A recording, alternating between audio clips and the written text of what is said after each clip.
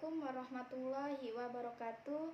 Perkenalkan, nama saya Tika Irmawati, NIM 41202137, Prodi Agribisnis kelas A. Baiklah, di sini saya akan menjelaskan tentang perdagangan internasional. Mari kita simak penjelasannya.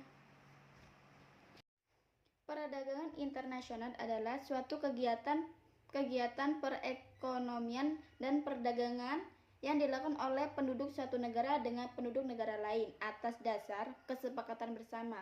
Penduduk yang dimaksud dapat berupa yaitu antar perorangan atau individu dengan individu. Yang kedua yaitu antar individu dengan pemerintah suatu negara. Yang ketiga yaitu pemerintah suatu negara dengan pemerintah negara lain. Adapun permasalahan perdagangan internasional diantaranya yaitu 1. Pola perdagangan yaitu seperti ekspor dan impor. Yang kedua yaitu harga dasar ekspor impor. Yang ketiga yaitu manfaat perdagangan internasional. Yang keempat mempengaruhi makro perdagangan internasional. Yang kelima yaitu mekanisme neraca pembayaran. Yang keenam yaitu persekutuan perdagangan dan modal luar negeri. Yang terakhir yaitu pengalihan teknologi.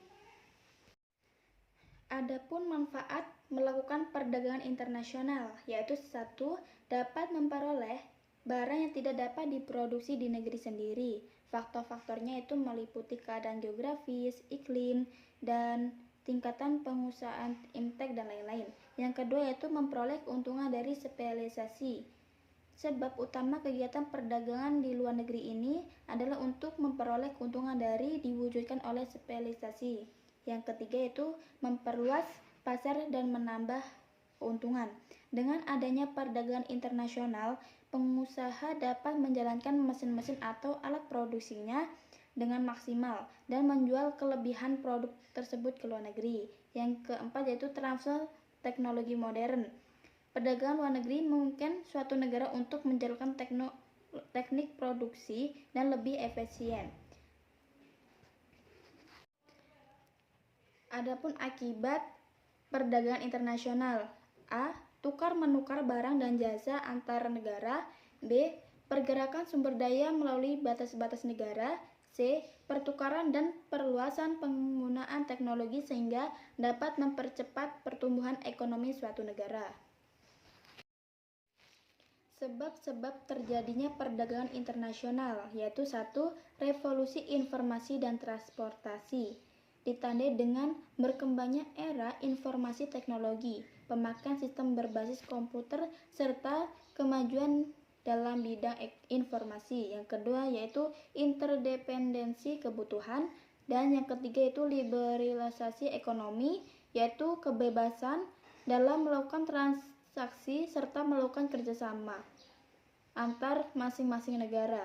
Yang keempat yaitu asas keunggulan komparatif. Yang kelima yaitu kebutuhan devisa. Faktor-faktornya itu suatu negara memenuhi segala kebutuhannya. Setiap negara harus memiliki cabang devisa yang digunakan dalam melakukan perdagangan. Salah satu sumber devisa adalah pemasukan dari perdagangan internasional.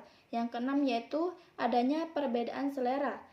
Dengan adanya perbedaan selera, maka memungkinkan suatu negara melakukan perdagangan. Yang ketujuh yaitu adanya keanekaragaman kondisi produksi. Perdagangan diperlukan karena adanya keanekaragaman kondisi produksi di setiap negara. Yang terakhir yaitu perbedaan kebudayaan dan gaya hidup. Perbedaan kebudayaan dan gaya hidup di masing-masing negara juga dapat mendorong terjadinya perdagangan antar negara. Misal, barang seni atau kerajinan yang dihasilkan oleh suatu negara sangat diwarnai oleh kebudayaan dan gaya hidup masyarakat di negara yang bersangkutan. Kebijakan perdagangan. Alasan para pendukung kebijakan perdagangan bebas adalah 1. Perdagangan bebas cenderung memacu persaingan, sehingga menyempurnakan skala ekonomis dan alokasi sumber daya. Yang kedua yaitu perdagangan bebas mendorong peningkatan efisiensi, perbaikan mutu produk, dan perbaikan kemajuan teknologi sehingga mengacu produksi faktor produksi. Yang ketiga yaitu perdagangan bebas merangsang pertumbuhan ekonomi serta keseluruhan serta meningkatkan laba, tabungan, dan investasi. Yang keempat yaitu perdagangan bebas dan akan lebih mudah menarik modal asing dan tenaga ahli atau laba, tabungan, dan investasi. Jenis-jenis perdagangan internasional yaitu satu, ekspor. Ekspor itu dibagi menjadi beberapa cara yaitu ekspor biasa dan ekspor tanpa LPC. Ekspor biasa yaitu pengiriman barang ke luar negeri sesuai dengan peraturan yang berlaku.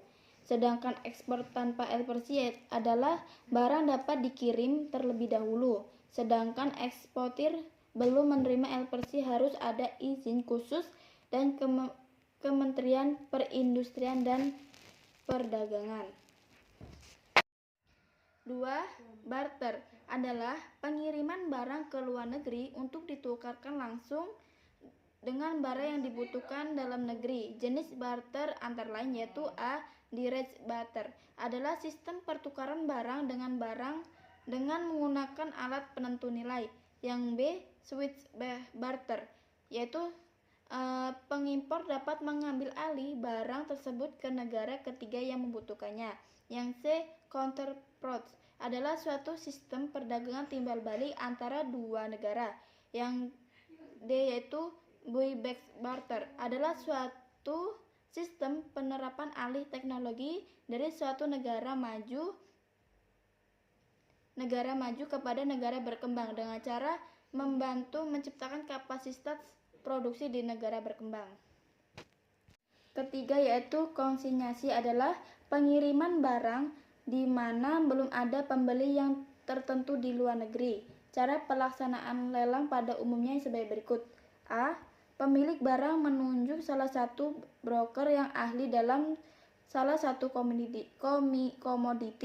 B. Broker memeriksa keadaan barang yang akan dilelang, terutama mengenai jenis dan jumlah serta mutu dari barang tersebut. Yang C.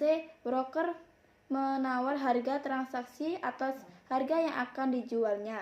Harga transaksi ini disampaikan kepada pemilik barang. Yang D. Oleh panitia lelang akan ditentukan harga lelang yang telah disesuaikan dengan situasi pasar serta kondisi perkembangan dari barang yang akan dijual. Yang E. Jika pelelang telah dilakukan, broker berhak menjual barang yang mendapat tawaran dari pembeli yang sama atau yang melebihi harga lelang. Yang F. Barang-barang yang ditarik dari pelelangan masih dapat dijual di luar lelang secara bawah tangan. Packing deal merupakan kegiatan perdagangan internasional yang berguna untuk memperluas pasar suatu produk. Adapun caranya dengan membuat perjanjian dagang dengan suatu negara. Isi perjanjian biasanya berupa ketetapan jumlah barang yang akan diekspor atau diimpor.